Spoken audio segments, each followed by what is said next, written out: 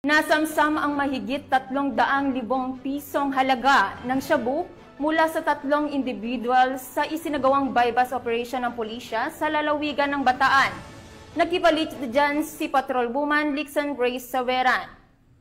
May operasyon laban sa iligal na droga ang sinagawa ng Orani Municipal Police Station sa sitio Kawayan, Barangay Tugatog, Orani, Bataan na nagresulta sa pagkakaaresto ng 3 lalaki, kabilang ang isang high-value individual. Ayon kay Police Colonel Marites A. Salvadora, Provincial Director ng Bataan Police Provincial Office, positibong nabilhan ng isang sachet ng hinihinalang shabu ng isang PNP posture buyer ang mga sospek gamit ang isang piraso ng 1,000 bilang marked money.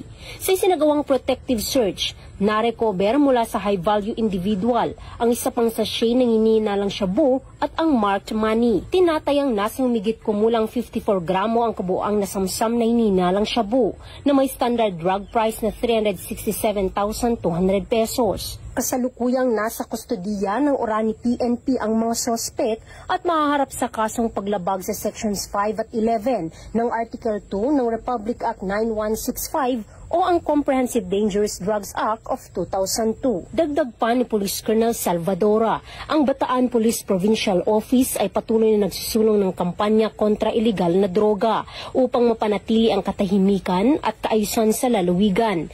Katuwang ang mamamayan, nananatili kaming tapat sa aming sinumpaang tungkulin para sa isang ligtas at drug-free na Bataan.